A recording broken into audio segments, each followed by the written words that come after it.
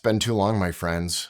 It's been way too long. So today we are going to be doing a video on me explaining why I'm absolutely loving the RS4 Pro gimbal by DJI and the C80 on top of that. It has been amazing. And then there is a little perk, a little special bag that I'm going to talk about, but not in this video, go into great detail. There'll be another video that I do that, but links below for all these things that I'm going to talk about. But in order to celebrate the gear that I use, I have to show you the result that it gives along with the talent that is given by me. And that is this real estate video walkthrough that starts out with a very small clip of the DJI Mavic 4 Pro, just briefly, goes into the Avata 2 with that ultra wide lens stabilized in post, wrapping in one take, and then going in with the 14-35 on the C80 on the RS4 gimbal. It is awesome. I'm going to show you that footage right now.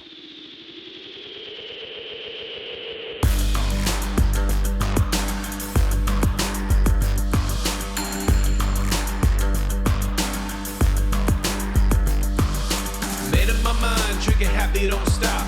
Reckless a fool, it's gonna sound like a pop. Small town, city dreams, now life is a scene. Gonna grab your attention, make it rain, make it rain. Grab your attention, make it rain, make it rain. If it smells like mafia, then you better light a match.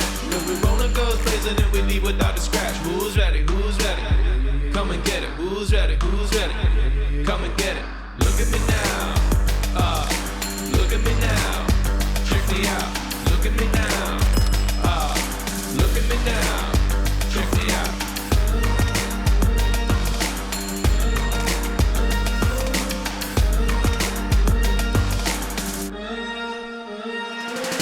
This is our town, got a whole set of rules, dangerous. New York City set of tools, going down Chinatown, Gucci blade, Cartier. Too much Hennessy, got that West Coast fade. The left to right, left to right, tell me who's that back out of fight. Throwing down, oh back up, back up. Throwing down, oh back up, back up. Play your cards right, cause if you wanna fit in, we wanna high with the stakes and it's all bets in. Who's ready, who's ready? Come and get it. Who's ready, who's ready? Come and get it. Look at me now, look at me now. Check me out, look at me now, I've been shooting with the Canon C80 for over a month now, and now that I have the RS4 Pro, this thing rocks. And what do I have right here? This is my new buddy right now, the Porta Capture case for the Canon C70 and C80. It's awesome. We're going to talk about it today, but I'm just going to show you how easy it is to get out and about, have a case like this, and a gimbal that just handles the C80 like a pro. I can't believe how easy it is. But let's get some shots. Should we go? It's dusk. Should we go to the place that some people don't like and some do? Maybe we should. Let's go there.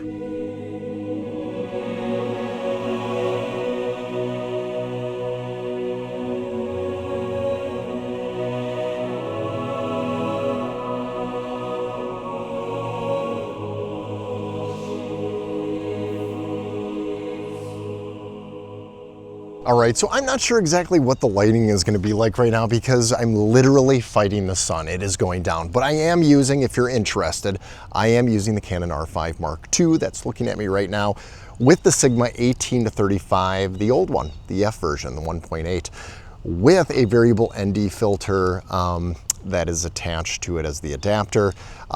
Links below, highly recommend it, great setup. So it is more of a Super 35 look and not the full frame, but with the 1.8, it is nice. It lets in a lot of light.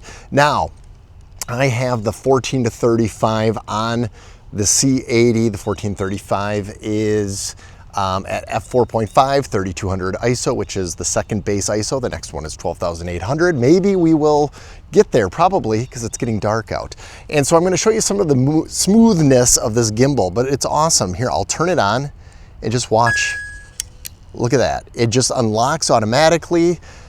And there you go. Now, I am a guy who has been using the Zhiyun crane for the last 8.5 years, different variations, and I will tell you, DJI, I am kind of a slave to you for some reason. I don't know why, but you make these so nice, and especially with the C80 on here, using a cinema camera that is nice and solid and smooth with all the settings right here. Subscribe, like, it helps the algorithm with this channel and it motivates me to do more videos like this. So if you want to see more videos of my gear, especially the bag, yes, we're going to talk about the bag in just a little bit, but that bag is awesome.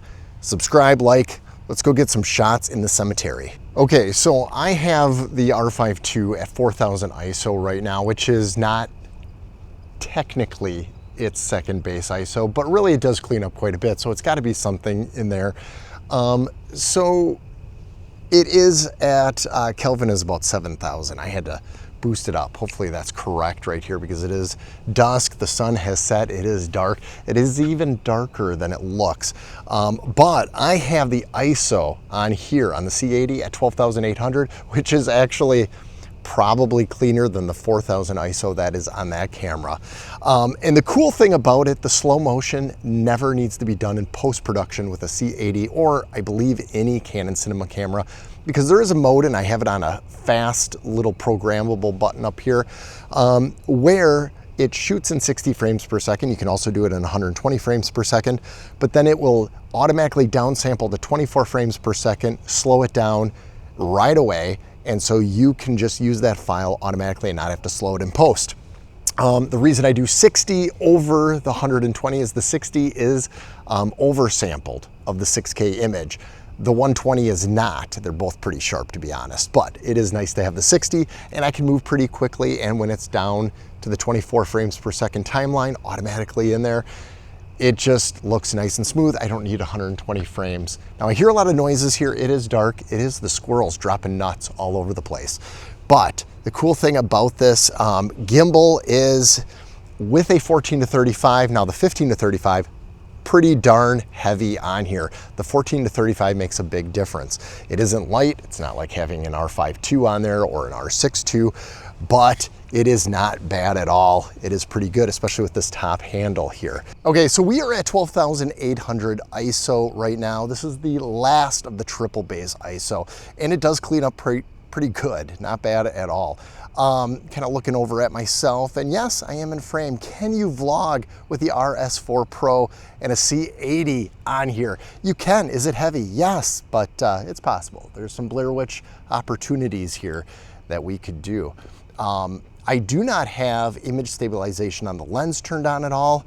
I have learned that I enjoy without it, even when I'm doing video walkthroughs of properties. So this is impressive. So a testament to the C80, a testament to the RS4 Pro.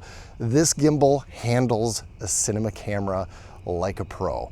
And I do highly recommend it. It's only been a couple of weeks with this RS4 Pro, but it doesn't take me long to tell you that it does the job well. And so we're gonna go back into the office. I'm gonna show you a little bit more close-ups of the bag. And do I recommend the bag? Yes. Are there improvements that the bag could use? Yes, and we'll talk about that too, because the guys over at Porta Capture are pretty open-minded. I've asked them for a few things, they've given me some extras, and they're pretty open. It's almost experimental when you have companies like this that are willing to try and adapt new things. So I do recommend that. But yes, now it's getting heavy. And there's the geese going, I don't know if you can see that. There they go. They're flying off into the horizon. So, gosh, the 12,800 looks good, doesn't it? Looks amazing. Oh, by the way, yes, that's right, I'm talking to you, all of you, who think that I might have pre-ordered the C50. Did I pre-order the C50? I have not. I have not pre-ordered the C50, and I will tell you the C80 is the reason why I haven't jumped on it, because the C50 does not offer, except lightness, something very light on a gimbal, anything more than the C50 offers. The C80 is more amazing than anything. And it's really hard to look at a C50 as a second camera. The R5C is making more and more sense to me. Will I buy it? Maybe that instead of the C50. But the C50, I don't know, I'm glad that I didn't pre-order it yet, because the more I sit on it, the more the C80 is way better anyways, and there's no reason to actually pick up a C50. So convince me otherwise. Try it. Go ahead in the comments below. Convince me, or not. Tell me to do the R5C instead. I just need a secondary camera to my R5 II, which, as you saw, is pretty amazing. There it is. There's the R5 II. Pretty amazing. No complaints. Love the C-Log 2 on that. It's good. Now, based on what you just saw, I actually have a plea, a question, sincerely, that I'll be asking in just a moment. But before I ask that question, and I really want the answer from you both, all of you, all 2 of you people watching this video, because I don't get the views like big people do. I'm just a small little channel. But before I go into that question, 4,000 ISO on the R5 II compared to 12,800 ISO on the C80. The C80, I don't know if you could tell in YouTube world compression, but the C80 was cleaner at 12,800 than the R5 II was at 4,000 ISO. That's pretty darn impressive, because it's not officially stated, but it does clean up a little bit in the R5 II at 4,000, but nothing compared to the 12,800 cleans up on the C80. Pretty impressive. And again, before I go into the question that I'm going to ask you all, because I really do need to know an answer for it, I do want to apologize, because in this video, I'm not going to go into huge detail on that bag. I will tell you I've been using it for 3 to 4 weeks, and it's been amazing. And I want to thank the people over at Porta Capture for sending it over. I was seeking out bags, reached out to them, and they were kind enough to send it over. Now, they have no idea my thoughts on what I'm going to share with you. I will tell you, it's awesome. It fits the C70 and the C80 perfectly. Again, I do want to do more of a dedicated video showing what it looks like, so you're just going to have to take my word for it right now.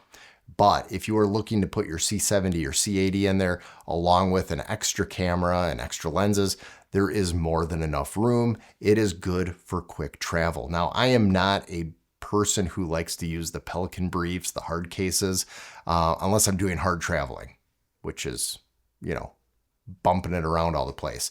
But in my car, with these little short day trips and stuff, it works out perfectly. And again, you can check out the details below. I believe it's a B&H link that you can go and purchase this bag. And I don't think you're going to be disappointed, especially for what this bag does. You see, the real estate market is not slowing down for me like it usually does this time of the year, which is telling me something.